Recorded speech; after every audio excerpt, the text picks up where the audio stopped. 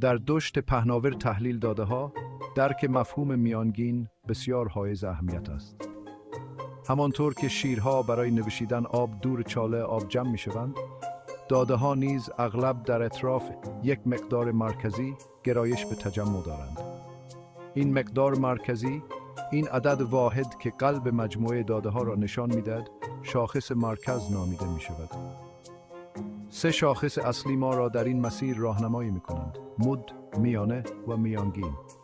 هر کدام از این شاخص ها دیدگاه منحصر به فردی در مورد مقدار معمول در مجموعه داده ها ارائه می دهند. این شاخص ها با ارائه تصویری از مقدار معمول به ما در درک حجم زیادی از داده ها کمک می کنند. مد پرتکرارترین بازدید کننده در سافاری داده های ماست. مد به مقداری گفته می شود که بیشترین تکرار را در یک مجموعه داده دارد. یک چاله آب را تصور کنید که گورخرها مرتباً از آن بازدید می کنند. اگر تعداد خطوط روی بدن هر گورخر را بشماریم و متوجه شویم که عدد 10 بیشترین تکرار را دارد، در این صورت عدد 10 مد داده های مربوط به خطوط بدن گورخرها خواهد بود. مد به ویژه در مورد داده های دسته‌بندی شده مانند رنگ ها یا گونه های جانوری مفید است. به عنوان مثال، اگر به یک گاله فیل نگاه کنیم و متوجه شویم که رنگ خاکستری بیشترین فراوانی را دارد، در این صورت رنگ خاکستری مد داده های مربوط به رنگ فیل ها خواهد بود. با این حال، مد همیشه بهترین شاخص مرکز نیست. در برخی موارد، مد ممکن است از مرکز داده ها فاصله زیادی داشته باشد، به خصوص اگر داده ها نامتقارن باشند یا چندین قله داشته باشند. یک دسته فلامینگو را تصور کنید که اکثر آنها صورتی هستند، اما تعدادی از آنها پرهای نارنجی روشن دارند. اگرچه رنگ صورتی همچنان مد است، اما حضور فلامینگوهای نارنجی را به طور کامل نشان نمی‌دهد. میانه، دومین کاشف ما، نقطه وسط را نشان می‌دهد.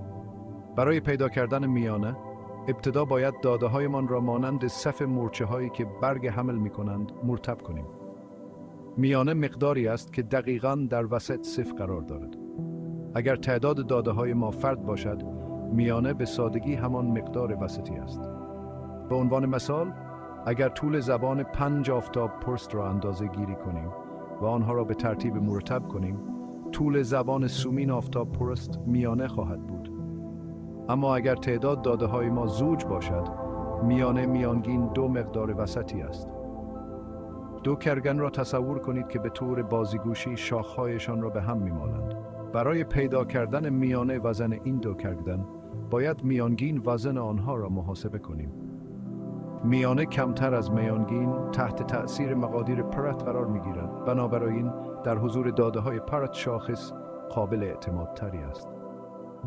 میانه مانند یک درخت بایوباب عظیم است که در میان شنهای روان داده ها ثابت و استوار ایستاده است.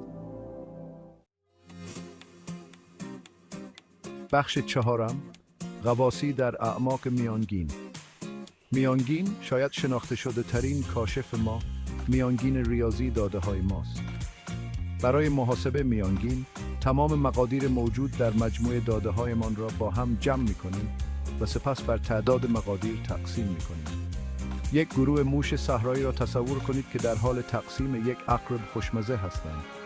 میانگین وزن موشهای صحرایی برابر است با مجموع وزن همه موشهای صحرایی تقسیم بر تعداد آنها. میانگین به تک تک مقادیر حساس است، به این معنی که مقادیر پرت می توانند به طور قابل توجهی بر مقدار آن تأثیر بگذارند. میانگین مانند تار عنکبوتی ظریف است که با کوچکترین نسیمی به راحتی تکان می‌خورد.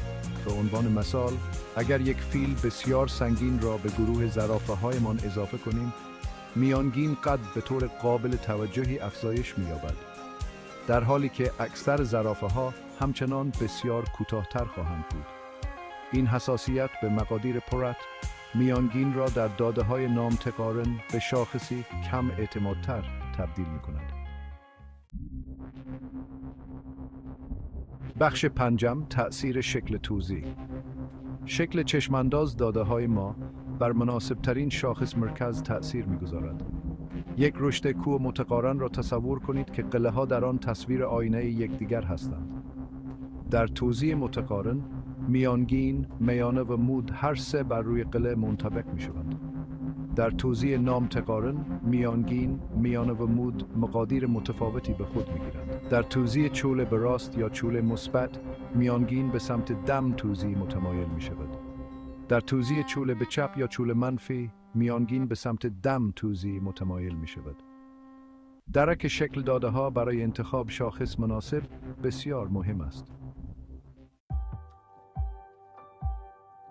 بخش ششم، جمع‌بندی، انتخاب شاخص مناسب. هر شاخص مرکز دیدگاه منحصر به فردی در مورد میانگین مجموعه داده ها ارائه می دهد. مود مقداری را که بیشترین تکرار را دارد برجسته می کند. میانه نقطه وسط را نشان می دهد و میانگین ریاضی را به ما می دهد. اینکه از کدام شاخص استفاده کنیم به ماهیت داده ها و سوالاتی که می خواهیم به آنها پاسخ دهیم بستگی دارد. مانند لاک پشت دانایی که هر قدم خود را با دقت بر می دارد، ما نیز باید شاخصهایمان را با دقت انتخاب کنیم. اگر نقاط قوت و ضعف هر شاخص را درک کنیم، می توانیم اطلاعات ارزشمندی در مورد روابط و داستانهای نهفته در داده ها به دست آوریم. دنیای تحلیل داده ها پر از شگفتی و اکتشاف است. با تسلط بر استفاده از شاخصهای مرکز می توانیم با اطمینان در این دنیا حرکت کنیم و روابط و داستانهای پنهان در داده ها را آشکار سازیم.